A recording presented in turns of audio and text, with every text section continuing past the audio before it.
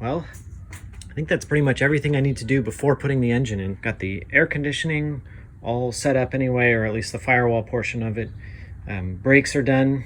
Wiring harness is all passed through the firewall and kind of just hanging out there ready to be connected. And then of course all of the wires are routed to my my box and my battery, or where the battery is going to be. I think that's it. So I guess there's nothing left to do but get this guy installed. So there are a few things I'm going to have to do beforehand. One of those is to install the clutch. And on this one, I did something that I thought I would never do, and that's buying a used clutch for this thing. The reason I did that is because these clutches for these Hemis are super expensive. I have no idea why, but they're like over $1,000 for like an OEM clutch, and aftermarket's the same, maybe even more expensive. So I know that they're like a dual clutch setup. So there's a second disc under there, and there's like a dual pressure plate. But still, I mean, like normally clutches are, I don't know, in the $200-300, somewhere around there, maybe $400 if it's really an expensive one. And this guy's more than double that. I get that there's two clutches, but it's more than the cost of two clutches. So so my transmission came with the clutch, which the guy, the transmission originally came from a wrecked Challenger from Cleveland Performance. So, there was a verified like 30,000 miles on this thing.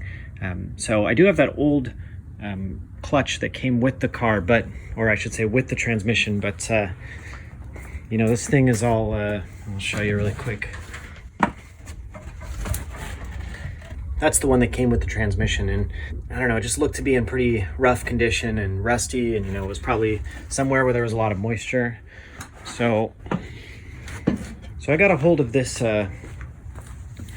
used clutch. I found it on Facebook Marketplace or wherever, and the guy claimed to have 300 miles on this thing. The selling point was that there still were markings for the factory model number or whatever on there, so that kind of proves that this is a pretty low mile piece. So I went ahead with it. I'm going to take a chance. I think I got it for like $200, so that saved me a whole ton of money. I guess I have the backup clutch, which is the 30,000 mile one, just in case there's something wrong with this guy.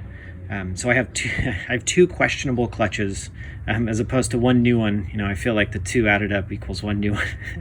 So I really hope I don't have to, pull the transmission back out of here because I have clutch problems. But I'm going to go ahead and try this guy. It looks pretty good. I'm going to clean it up and really clean up the surface of the flywheel and all that stuff. And we'll cross our fingers and see if this guy works.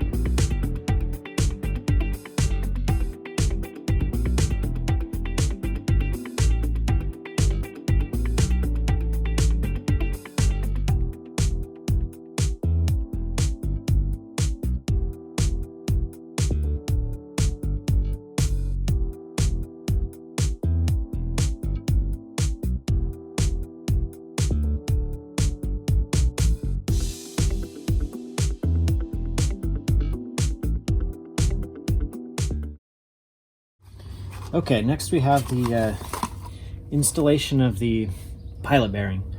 I guess I gotta first look up which direction this goes in. I'm not sure.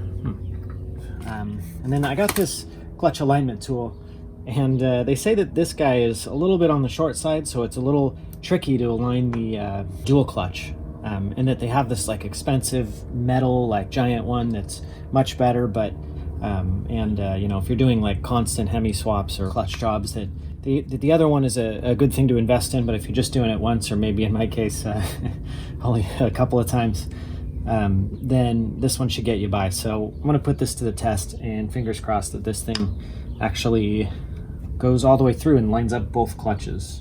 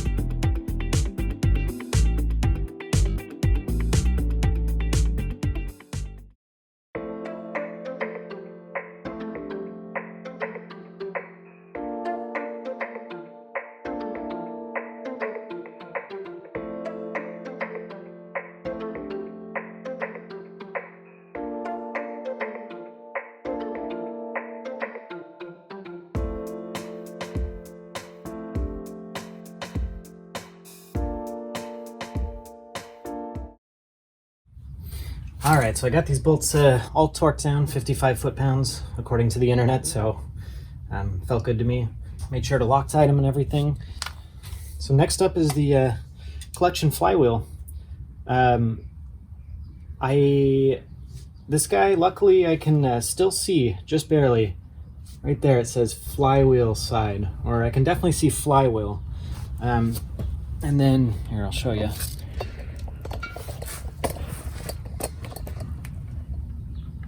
So on this one, it definitely says flywheel side, which of course there's no mistaking. This guy can only go in one way. I guess if you take apart this clutch, then you'll have to see. But for this guy, it's not as obvious, but I do see FLYW flywheel side. So the side that's flush is the one that goes towards the flywheel.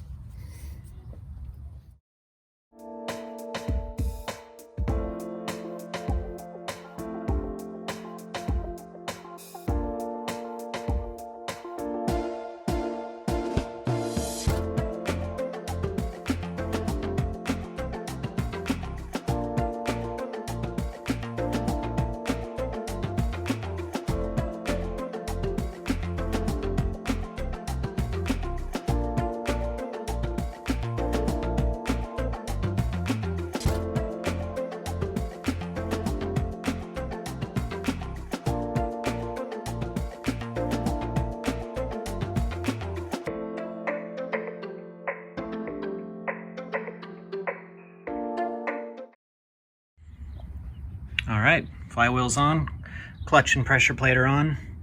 This clutch alignment tool seems to work fine. I'm not sure what people were really worried about. I can see that all of the splines go right up to the end of this thing, so this plastic one is exactly like all of the other clutch alignment tools I've used before, so that's good to know. All right, I got a few things to do on the transmission before I get ready to bolt these two together. I do have like a dust plate kind of thing that goes on here, and then I have to put these little dowel pins here, which are the alignment pins here. So I got to put those on, I'm not sure, engine side or transmission side. All right, well, ran into a little bit of an issue here. I got this plate on here. This is the, I don't know, just some sort of plate in between the two. And I ordered these dowel pins, which should be, the alignment pins for right here, I think. Yeah, it's the upper hole here. And then they should match to the upper holes here and here, but these are actually a good bit too big. And I mean, I verified online, I checked, and you know, the part numbers are right from what I can tell. So it's kind of weird. I have an idea. I think what I'm going to do is cut this guy, and then I'm just going to start shaving off little bits, and it'll squeeze down to the right size. And then once it hits the right size, it's actually going to kind of pinch together so that it'll sort of shrink, and we'll have just the right fit for this guy. All right, well, that was sort of a bust.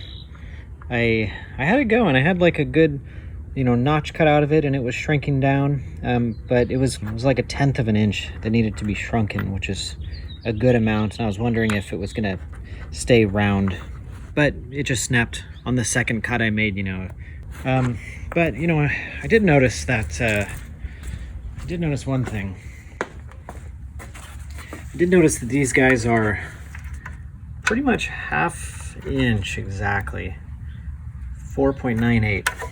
So I'm going to go to the hardware store and I'm going to see if I can find, maybe they do have 1/2 inch dowel pins, because you know, it's common enough. It's not some odd size. It's actually pretty much exactly 1/2 inch. So I might get lucky and they might have some sort of like spacer or dowel pin or something. Otherwise, my thought is that I could just buy a long 1/2 inch bolt, or 2 of them, where the threads, you know, start halfway up and then the other half is like a smooth part of the bolt. I don't have any, the only 1/2 inch bolts I have like all threads, and I do want to get that like smooth sort of top part of the bolt, you know. Here, actually, let's try this guy. Yeah, I mean, that's like perfect. It's you know, it moves just a tiny bit, but I think that's going to lock that in there just fine.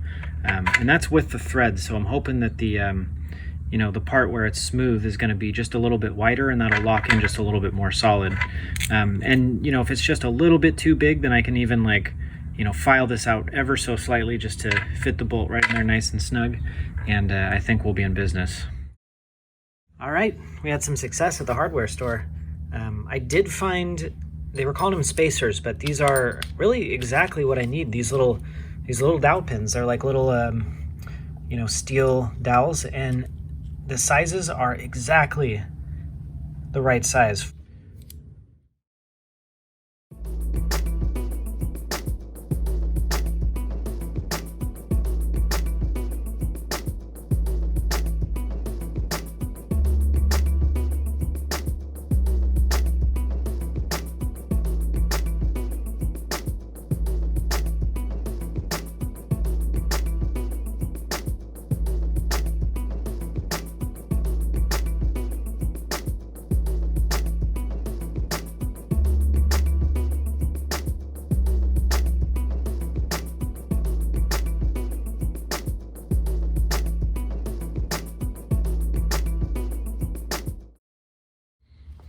All right, we got him.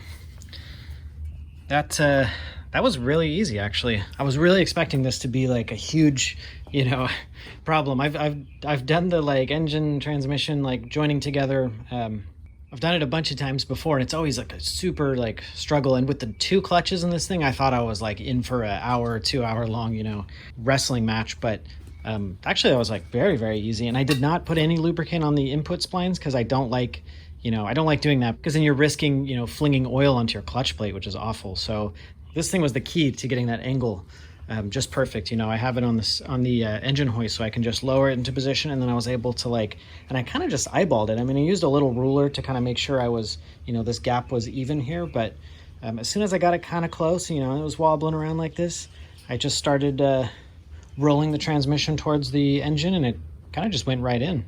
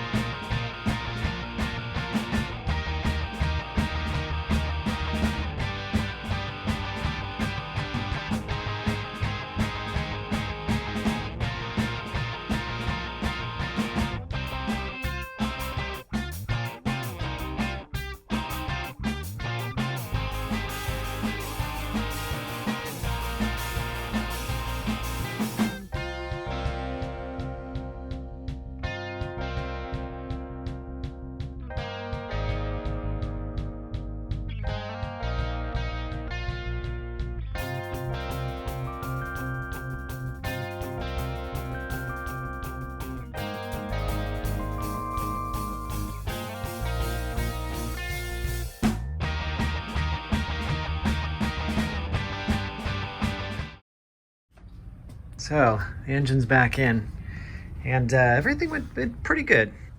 One thing that was a little bit challenging was that since I can't remove my shifter, I kind of had to install it with the shifter pre-installed, which kind of added a little bit of a height on the top of the transmission, but it was okay. You know, I just had to kind of angle it a little bit more and kind of give a little bit of a steeper angle when I installed the transmission, but it did fit okay. So there is one spot where the transmission is touching the transmission tunnel. It's not a huge amount. I would say overall it's really pretty good, but you can see just right down there, let's see. Yeah, you can see that there. The little side of the transmission there is touching, unfortunately, so kind of hard to get a view at that thing. There you go, you can just barely see it. Unfortunately, that little part is touching. Everything else seems pretty good. It gets a little close over here, so I don't know if there's it might be a good idea to clearance that one a little bit more too on that corner. This was one spot I was worried about, and that's the clutch line there, and that actually looks okay. I've got plenty of room there, so we're all good on that side. Everywhere else seemed okay. Up here we have, you know, more than enough room. I can fit my hand underneath there. This should be okay to remove the transmission if I ever need to do a clutch job. You know, I can just kind of take off the rear cross member and maybe angle it down a little bit, and this should come right off. So I'm actually pretty happy about the way the tunnel came out there. So here's a look at the inside, and this actually looks pretty darn good. I really like the height of this thing and, you know, where this ended up. It is a little bit forward now, so it actually is just barely touching the front of this tunnel, which is actually the cross member brace right here. I'm thinking that because it's hitting up in this area here, it's actually kind of preventing it from sliding back just a little bit, maybe like 1/4 of an inch, and I think that's what's causing this problem up here. So either way, if you know, if I fix that, I'm hoping it'll kind of shift a little bit back into position. We'll be in good shape. Otherwise, if, you know, I just miscalculated or did something wrong, I'll just go ahead and trim off a little bit from that transmission kind of brace, and we'll be okay. It'll fit, because it's close enough for sure.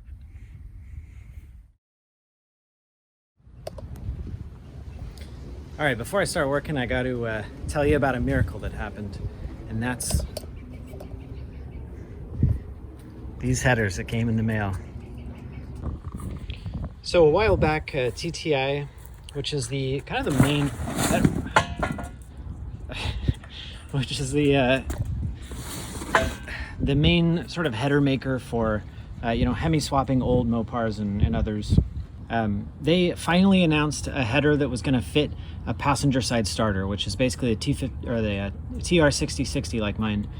And I've had my eye on them for about, I think it's been about like 6 or 8 months now, and they've been coming soon for a long time, and I've been in contact with them, and they kept getting pushed back. You know, there's delays in shipping, and there's steel shortages apparently. But the only problem though was that those headers were really big. They were really too big for my setup. You know, I think it was like a 2-inch tube size, and then the collectors were like 3.5 inch, which I have 2.5-inch exhaust, so, you know, a little out of my size. However, a couple of months ago, maybe like 1 or 2 months ago, another set popped up on the website that was also coming soon. And these were 1 3/4 and 3-inch collectors, so kind of the perfect size for my car. And they were passenger side starter only. You know, they fit the Borgeson power steering box, and they actually fit the original power steering box too. They're long tubes and like pretty much the ideal header for my car. It was kind of too good to be true, but of course they said coming soon as well, and I figured the other ones had taken like, you know, 6 months or more, so these guys maybe another 6 months or whatever. So I figured I'd give them a call, and I you know, just get an idea as to when maybe these things would be ready. The guy said, you know, yeah, like even the first set that they were making were still back ordered for another like 4 months. And but he did have one set of these new headers that just popped onto the website, you know, just lying around. I guess they'd made a couple. I don't know if they were like prototypes or if they were just early or what have you, but they weren't listed for sale on the website. They said coming soon, but I got a hold of a pair. So I had them ceramic coat them, because these things are precious and I want them to, you know, last I want them to last forever. And so these are the brand new 1 3/4 tube and 3-inch collector for the 5.7, 6.1 Hemi swapped E-body, and they might fit B-bodies, I'm not sure. So I've been studying header design for quite a while in this car, and when I pulled these out of the box, I was a little bit worried because I was expecting the other power steering compatible headers, they have the swoop down. This tube right here, this particular area is really the problem area, and this swoops down and kind of avoids the power steering box. So when I saw these, I was worried. I know that there are a few other, swap headers that say they fit, but I've been told that they don't, like the Doug's headers, and they have this similar design, but I think they cut in a little bit more. So I saw this kind of swoop up, and I thought maybe there's a chance here. And then another spot too was this, this just didn't appear to be enough clearance or whatever to avoid hitting the starter. However, I did, of course, test fit these guys in my car, and sure enough, they fit. I mean, it's a little close in areas, but in fact, these are the first set of headers that I bought that actually bolt right up without having to, smash them with a hammer or whatever. It was miraculous, This part, it does get pretty close. I want to say just like a fraction of an inch away from the Borgeson unit. So I'm still debating if I'm just going to run it as is, or I might, try and tap in just a little bit more clearance here. But as it stands, they actually do fit. Is it enough for the little bit of shaking in the engine? I don't know. These guys, I asked them about the starter, and they said that it does require you to run a particular starter, and that seems to be the SRT8 starter. So around like a 2008, 2009, 2010, somewhere around there, 6.1 Challenger Charger starter. So I ordered one of those things because it did not fit with my Durango starter, and it just had the big cylinder part. It kind of had it clocked at a different angle, and it just fits perfectly, in between the torsion bars and then in between the lower tubes here. So that's good. I mean, it fits. And that's an original. It's not like some weird mini starter. It's actually an original Dodge starter. It's just a particular one that has the correct orientation.